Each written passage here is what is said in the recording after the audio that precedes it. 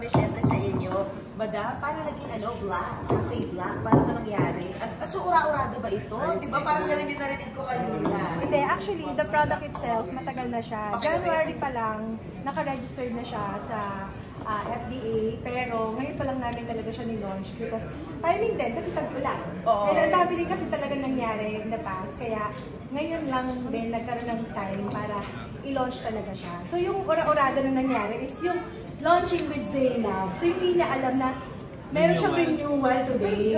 Yes, actually ang akala ko talaga, mag-launch ng Cafe Black. And hindi ko rin alam na January pa plano. Hindi ko alam na kakasend lang talaga na. Hindi ko alam na in-invite ka sa event.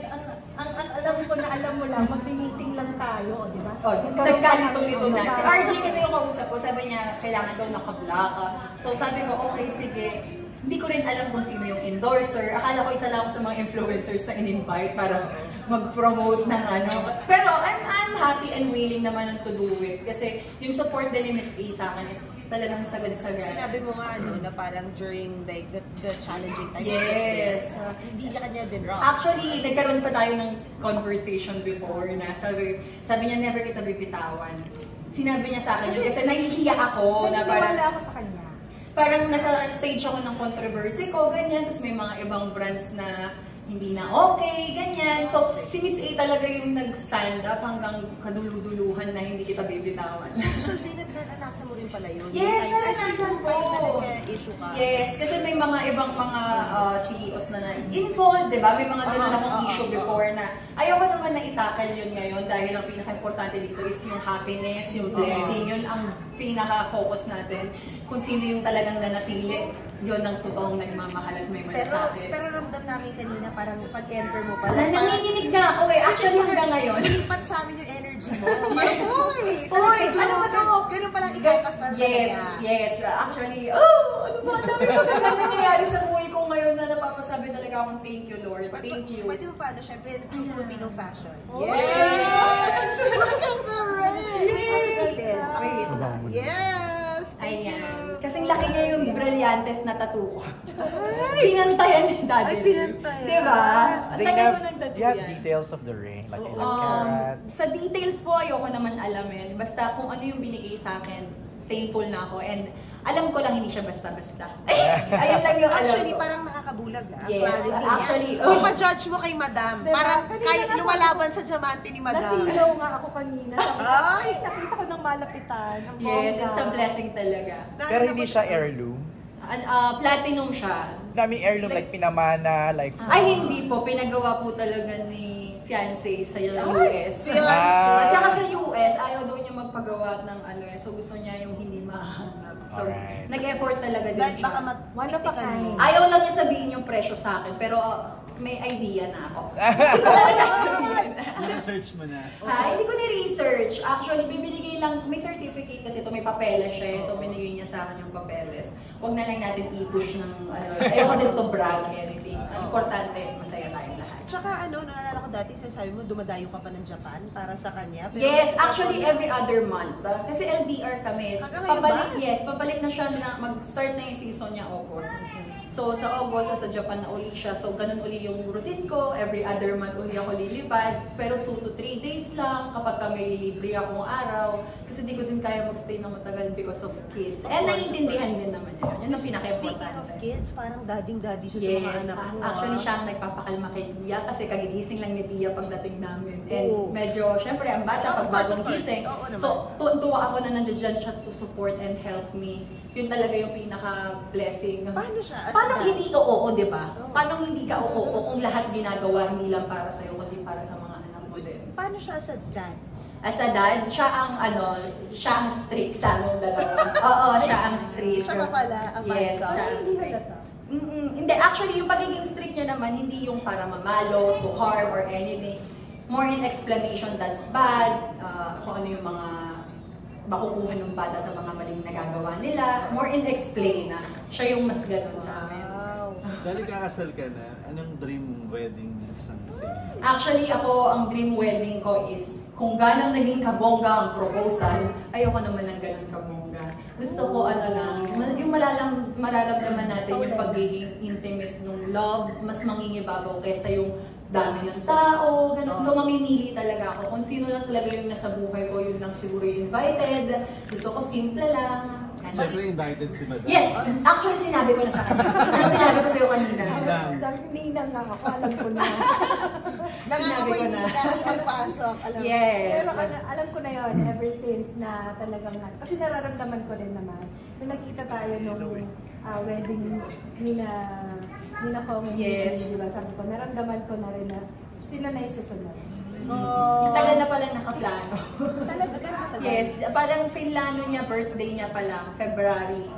So, nung birthday ni Bia, doon daw yung talaga naka-order na siya ng ring. Sinabi niya yun doon sa dulo part ng vlog ko na na-order niya na yung ring, napakita niya na sa mga kapatid ko. Ganun. Within the year pa. Grabe. Yung Ang wedding. wedding, actually, hindi naman kaya din within a year kasi ang dami pa natin kailangan fokusan. Next year talaga, sure yun next year. Wow. Next year na ang kasalan. Pero parang yung glow mo, bridal glow. Oy, hindi naman. Ang sarap lang na maging glow ka na walang problema. Wala kang stress, walang anything. And ang pinaka-importante doon is yung mga produktong ginagamit mo. Which is ang ako talagang kape lang. Yun lang po ang glow. Kape-kape lang talaga ako. Pero nagulat ako no, parang nakakatuwa mapakinggan na sinabi mo kung gaano ka high profile yung buhay mo, gusto mo low-key yung wedding. Yes, kasi gusto ko nga mas maramdaman yung intimate na love ng isa't isa na nandoon, yung mga masasaya, di ba? Ayoko na ng bongga na yung proposal eh. Gagandahan naman, syempre gusto ko maganda, pero ayoko lang ng sobrang ingrante. Kasi ang pinaka-importante, isa pang pinag-uusapan namin ni Daddy Ray, kasi nakabili kami ng lot. Chinika ko na.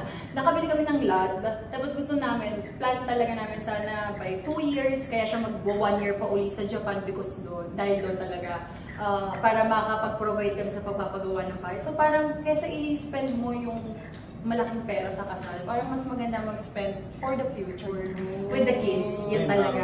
Yes, dream house. Actually, excited ako para dito. Sobra, dalawa kami. Kaya work hard kami parehas. Flower girl ba si Bia? Yes, dapat. Yung mga pamangkin, anak namin, andun lahat yan sa wedding. Excited Paano ka ako. magiging ka-handsome bilang Sa- sa wedding? Actually, ba? ako kasi paki-elamera ako. So, Paki-elamera ako, bridezilla. yes. Pero, syempre, dapat, kung ano yung gusto naming dalawa, hindi pwedeng ako lang. That equal. Oh. Kailan mo nalaman na Ray is the one? Release the one. Nung, actually, kasi, may idea talaga ako sa proposal. Hindi ko lang talaga alam kung kailan. Kasi, feeling ko yung pagtatanong-tanong niya, pag nagtanong ba ako sa'yo, will you marry me? Ano yung sasagot mo? Alam ko na nalilimutan ko siya. Diba? So, pero alam ko na. May bahaging na. And yun, ang pinaka-ano ko talaga is, sinasabi ko naman yun kung paano siya. Eh, tsaka nakakapagod papalit-palit ng partner. Hindi din siya maganda tignan kasi may anak akong babae, di ba? Maa-adapt pa ng mga bata sa amin. So, nga't maaari, mas nagiging understanding kami sa isa't isa para mas mag-work yung relasyon. A blended family kayo. Yes. How did you manage to arrive at this very healthy state? Actually, parang nasasabi ko na sa sarili ko minsan na deserve ko ba? Hindi, yung mga namin, pag-uusap namin ni Ray, hindi more in sa reklamo ko sa kanya. Reklamo ko sa sarili ko. Kasi ako, from the start naman, sinabi ko na hindi ako ganun ka-okay, may mga traumas ako, may mga takot ako, and especially pagiging nanay, ganyan. Pero siya, lahat ginagawa niya para sa akin, kaya sinasabi ko sa kanya, deserve ko ba to? Deserve ba kita?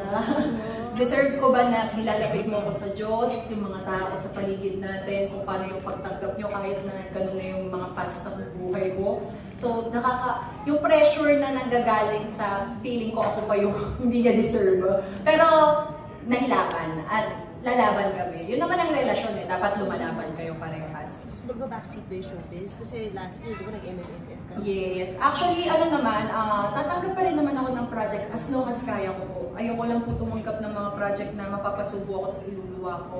Mahirap po yun. Gusto ko lang po hanggat maaari, kung ano po yung mayroon sa career ko, yun po yung nabibigay kong best para sa pamilya ko.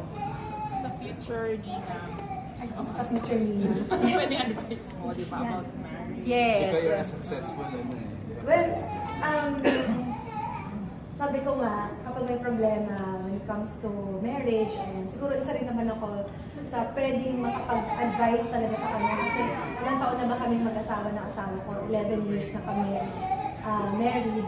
And talagang kailangan yung communication nyo sa isa't isa.